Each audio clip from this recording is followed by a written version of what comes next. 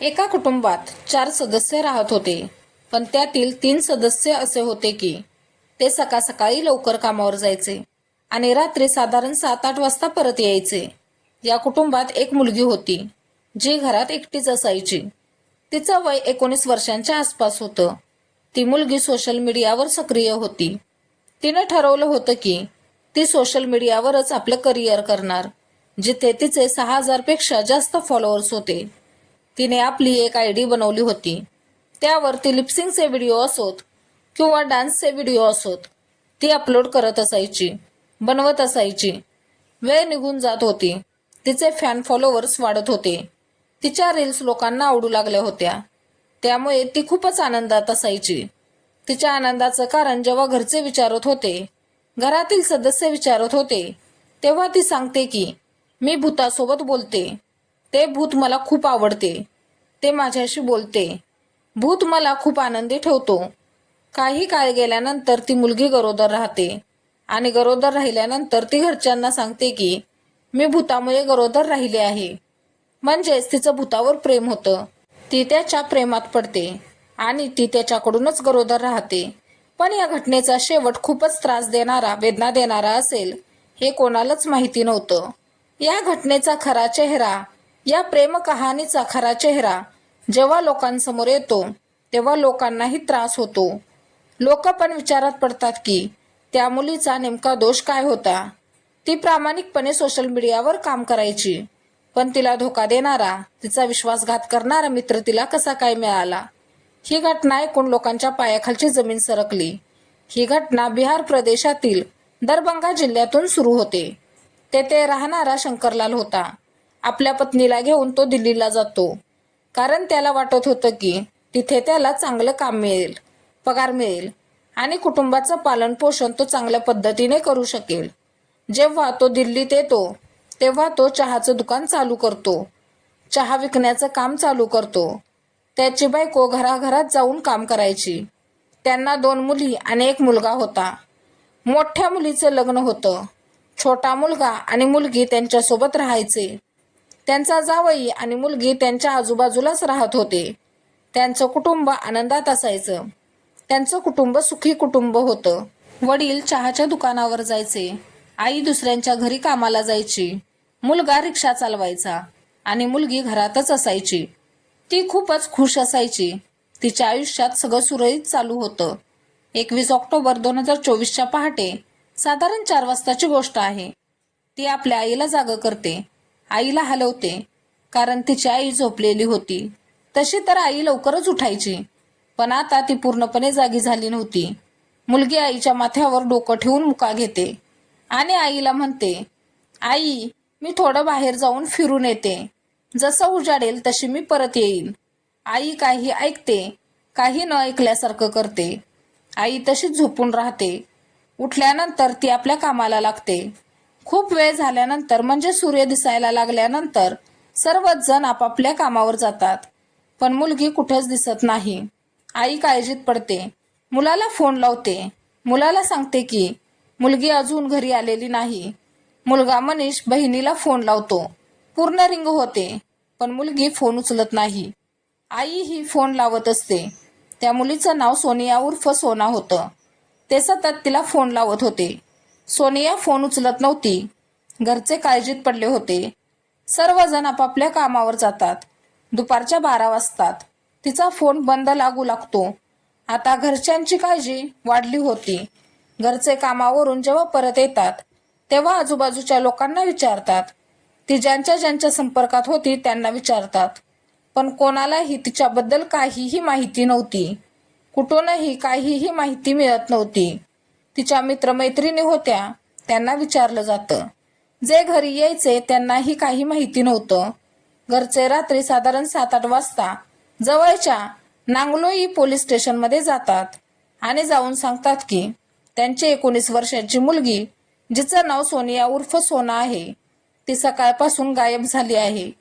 ती इंस्टाग्रामवर रील्स बनवायची. आम्ही तिचा खूप शोध घेतला, पण ती सापडत नाही. तेव्हा पोलिसांनी तिच्या घरच्यांना सांगितलं, मित्रांसोबत कुठंतरी बाहेर गेली असेल. एक दिवस वाट बघा, ती परत नक्की येईल. आणि जर नाही आली तर पुढची कारवाई आपण करू. पोलिसांनी घरच्यांना धीर दिला. सोनियाच्या घरचे घरी परतले. पूर्ण रात्र सोनिया घरी येण्याची वाट बघितली, पण ती परत आली नाही. घरचे दुसऱ्या दिवशी परत पोलीस स्टेशनला जातात आणि म्हणतात, साहेब, सोनिया अजूनही घरी परत आलेली नाही. काहीही करा, पण तिला शोधून काढा. घरच्यांनी जेवढा तिला शोधण्याचा प्रयत्न केला होता, ज्या ज्या ठिकाणी तिला शोधलं होतं, ती सर्व माहिती पोलिसांना दिली. पोलीस आपल्या पद्धतीने प्रयत्न करत होते. घरच्यांची काळजी वाढत होती, कारण त्यांची मुलगी ह्या अगोदर कधीही इतका वेळ न सांगता कुठेही बाहेर थांबत नव्हती. पोलिसांनी या घटनेला गांभीर्यानं घेतलं नव्हतं. जर घेतलं असतं तर जी घटना घडणार होती ती कदाचित टाळता आली असती. 23 ऑक्टोबर 2024च्या दुपारी साधारण 2 वाजताची वेळ होती. पश्चिम बिहार पोलीस स्टेशनमधून सोनियाच्या भावाला म्हणजे मनीषला एक फोन येतो आणि पोलीस त्याला म्हणतात की तुला पोलीस स्टेशनला यावं लागेल, तुझ्याशी महत्त्वाचं बोलायचं आहे. सोनियाच्या घरच्यांनी नांगलोई पोलीस स्टेशनमध्ये तक्रार नोंदवली होती, पण त्यांना पश्चिम बिहारच्या पोलीस स्टेशनमधून फोन येतो, त्यामुळे त्याला समजत नव्हतं की आता काय करायचं ते. जेव्हा तो पोलीस स्टेशनमध्ये जातो तेव्हा त्याच्यासमोर संजू उर्फ सलीम नावाचा तरुण होता आणि त्याच्यासोबत त्याचाच मित्र पंकज होता. ते दोघेही बसले होते. त्यांना बघून मनीष विचार करू लागतो की हे दोघे इथं काय करत आहेत. खरं तर काही वेळापूर्वीची तासापूर्वीची गोष्ट आहे. पश्चिम बिहारमधील एक पार्क आहे.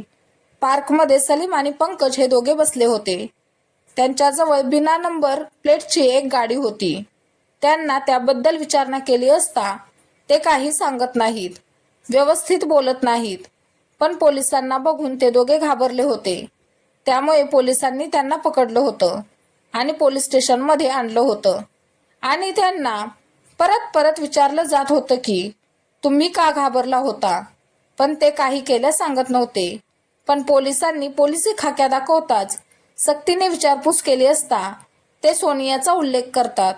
सोनियाचा उल्लेख केल्यानंतर पोलीस मनीषला फोन करतात. मनीष पोलीस स्टेशनला येतो.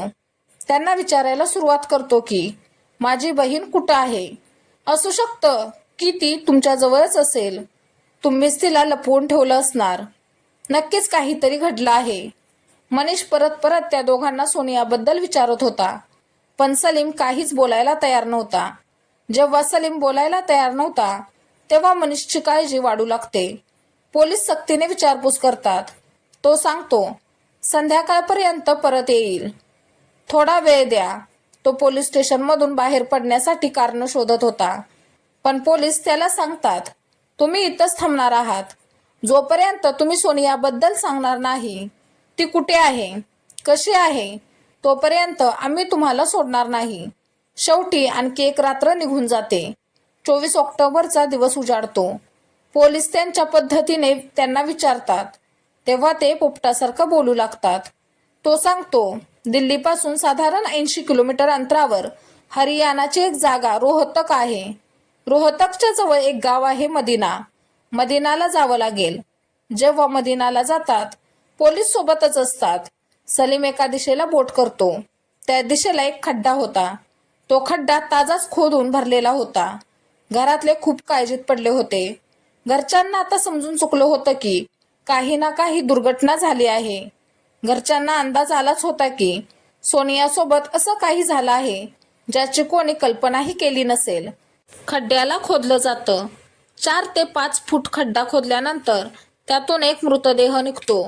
कपड्याच्या आधारावर मृतदेह सोनियाचा आहे हे ओळखलं जातं. मृतदेहाला पोस्टमॉर्टमसाठी पाठवलं जातं. सलीमला विचारलं जातं की तू सोनियाची हत्या का केलीस, त्यामागचं कारण काय. तेव्हा तो त्याच्या 2 साथीदारांची नावे घेतो. त्यातील एकाचं नाव पंकज, एकाचं नाव ऋतिक आणि एक तो स्वतः म्हणजे सलीम होता. सलीम सोनियाच्या घरापासून 500 मीटर अंतरावर राहायचा. त्याचे वडील ड्रायव्हरचं काम करतात. त्याचा भाऊ एका शाळेत काम करतो. भावाचं मागच्याच वर्षी लग्न झालं आहे. भावाचं लग्न वाजत गाजत झालं होतं. त्याने एका हिंदू मुलीशी लग्न केलं होतं. आजूबाजूच्या लोकांचा या लग्नाला विरोध होता आणि स्वतः सलीम सोनियाच्या प्रेमात पडला होता. त्याचं तिच्यावर प्रेम होतं. पण सोनिया 7 महिन्यांची गरोदर होती. ती गरोदर झाल्यानंतर त्याबद्दल त्याला आणखी प्रश्न केले जातात. त्याच्याजवळ आणखी विचारपूस केली जाते. तेव्हा तो सांगतो, साधारण 1.5 वर्षांपूर्वी ते एकमेकांना भेटले होते. दोघांचं एकमेकांवर जीवापाड प्रेम होतं. जेव्हा खूप जास्त प्रेम होतं तेव्हा ते एकमेकांना भेटायला लागतात. जेव्हा घरातील लोक आपापल्या कामावर जायचे तेव्हा सलीम तिच्या घरी जायचा किंवा दुसऱ्या ठिकाणी ते एकमेकांना भेटायचे. दोघांची जवळीक इतकी वाढते की त्यांच्यात शारीरिक संबंध निर्माण होतात. एप्रिल 2024 मध्ये सोनिया गरोदर राहते. सोशल मीडियावर ती एवढी सक्रिय होती की ती आपल्या छोट्या छोट्या गोष्टीही सर्वांना सांगायची. सुरुवातीला आपल्या प्रियकराचं नाव तिनं स्वतः सांगितलं होतं आणि सोशल मीडियावर तिने एक पोस्ट देखील शेअर केली होती, आय लव्ह यू भूत. सोबतच हातावर कुठेही लिहिलेलं किंवा टेक्स्ट मेसेजद्वारे ती सर्वांना त्या दोघांबद्दल सांगायची. पण ते भूत नेमकं कोण होतं त्याबद्दल तिनं कोणालाही सांगितलं नव्हतं. दैनिक भास्करच्या रिपोर्टनुसार तिने तिचा भाऊ मनीषला जुलै 2024 मध्ये सांगितलं की ती 4 महिन्यांची गर्भवती आहे. आणि जेव्हा घरच्यांना समजतं की ती 4 महिन्यांची गरोदर आहे तेव्हा घरच्यांच्या पायाखालची जमीन सरकते. ते विचार करू लागतात की आता पुढं करायचं तर काय, यातून मार्ग कसा काढायचा. एकतर सोनियाचं लग्न झालं नव्हतं, आता तिची बदनामी होईल याची काळजी घरच्यांना होती. तेव्हा या मुलीशी बोलण्याचा प्रयत्न करतात. लग्नाची गोष्ट येते तेव्हा मुलाच्या आई स्पष्ट नकार देते आणि सोनियाला सलीमशीच लग्न करायचं होतं. पण त्याला मात्र तिच्याशी लग्न करायचं नव्हतं. तो तिला धोका देत होता, तिचा विश्वासघात करत होता. त्याला तिच्यापासून लांब जायचं होतं. सोनियाला सलीम सतत गर्भपात करण्याविषयी सांगायचा, पण सोनिया त्यासाठी तयार नव्हती. ती गर्भपात करायला नकार देत होती आणि या गोष्टीला घेऊन सलीम आणि सोनियात भांडणं व्हायची. सोनियाने कधीही समाजाला किंवा इंस्टाग्रामवरील मित्रमैत्रिणींना कळूनच दिलं नाही की त्या दोघांच्यात भांडणं होत आहेत. 21 ऑक्टोबर 2024च्या पहाटेची गोष्ट आहे. सोनियाला काहीतरी कारण सांगून सलीमने बोलावून घेतलं आणि बोलावून घेतल्यानंतर ते सोनियाला घेऊन जातात. पण जाण्या अगोदर ते तिघे मित्र बसून दारू पितात. त्यात सलीम, पंकज आणि ऋतिक होते. सोनियाला हरियाणातील रोहतकमधील मदिना गावाच्या जंगलात घेऊन जातात आणि जेव्हा ते नशेमध्ये होते तेव्हा तिला मोठ्या प्रमाणात मारहाण केली जाते. आणि जेव्हा पोस्टमॉर्टम रिपोर्ट येतो तेव्हा त्यातून समजतं की तिची हाडं तुटली होती, पाठीवर काठींच्या खुणा होत्या, सोबतच तिचा गळा आवळला होता. गळा आवळल्यानंतर तिची हत्या केली जाते आणि मित्रांना सांगितलं जातं की हिला अशा ठिकाणी दफन करूया जिथून कुणाला कधीच काही माहिती पडणार नाही.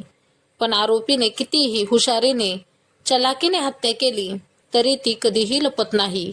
कधी ना कधी ती उजेडात येतेच. त्यातच ही घटना जेव्हा घडवून आणली जात होती, तिला जेव्हा खड्ड्यात पुरलं जात होतं तेव्हा त्या सोनियाच्या मोबाईलवर फोन येतो.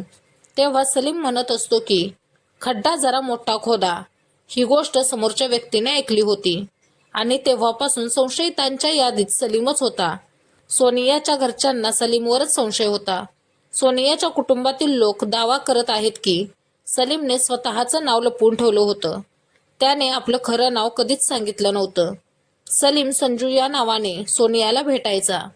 त्याने संजू हे नाव सांगितलं होतं. सोनियाच्या घरच्यांना पहिलं जरी हे माहिती असतं तर त्यांनी तिची पावलं भरकटून दिली नसती. त्याने खोटं सांगून मैत्री केली. मैत्री करून जवळीक वाढवली आणि त्यानंतर शारीरिक संबंध ठेवून सोनियाला गरोदर केलं. पण मीडियामध्ये असंही आलं आहे की सोनियाच्या घरच्यांना याबद्दल आधीपासूनच माहिती होतं. कारण सोनियाच्या आईमध्ये आणि सलीमच्या आईमध्ये भांडणाचे खटके उडत होते. त्यांची घरं जवळजवळच होती. मुलाची आई लग्नासाठी स्पष्ट नकार देत होती. ती काहीही झालं तरी त्या दोघांचं लग्न होऊच देणार नव्हती. आणि लग्न होऊ न देण्यामागचं कारण हे होतं की तिच्या मोठ्या मुलानं हिंदू मुलीशीच लग्न केलं होतं आणि या गोष्टीला घेऊन घरात सतत भांडणं होत होती.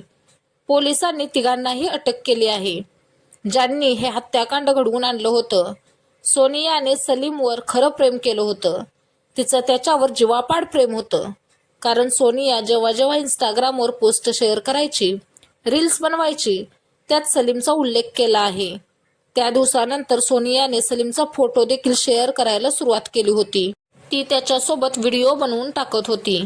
21 ऑक्टोबरला तिची हत्या होण्याअगोदर म्हणजे काही दिवसांपूर्वीच तिने सलीमबद्दल चांगल्या चांगल्या गोष्टी लिहिल्या होत्या. पण सलीमच्या मनात तिच्याविषयी प्रेम नव्हतं. तो तिचा तिरस्कार करत होता. हे पोस्टमॉर्टम रिपोर्टवरून स्पष्ट होत आहे की तिच्या कमरेचं हाड तुटलं होतं. शरीरातील हाडं तुटली होती. तिच्या पाठीवर काठीनं मारल्याच्या खुणा आहेत. आता भविष्यात सलीमचं आयुष्य जेलमध्ये जाईल. या घटनेतून हाच संदेश मिळतो की अशी पावलं उचलण्याअगोदर विचार करावा. कुटुंबातील लोकांच्या इच्छेने जर ही नाती पुढे गेलीत तर उत्तमच. ह्यासारखी नाती कधीही यशस्वी होत नाहीत. सलीम आणि सोनियाची प्रेम कहाणी जितकी फिल्मी होती तितकीच या कथेचा शेवटही फिल्मी होता.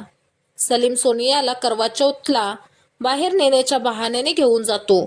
मग तो त्याच्या मित्रांना बोलावतो आणि सर्वजण मिळून हरियाणातील रोहतकमध्ये पार्टी करतात. सर्वच जण मिळून दारू पितात आणि त्यानंतर सलीम त्याच्या 2 साथीदारांसह सोनियाची हत्या करतो. हत्या केल्यानंतर तिचा मृतदेह निर्जन जंगलात खोदलेल्या 4 फूट खड्ड्यात गाडला जातो. यानंतर सलीम आणि त्याचे मित्र दिल्लीला परततात आणि काहीही झाले नाही असं वागण्याचा प्रयत्न करतात. ही घटना सांगताना कोणालाही दुखावण्याचा किंवा त्रास देण्याचा हेतू नाही, तर तुम्हाला जागरूक करणं आणि सतर्क करणं हाच यामागचा उद्देश आहे.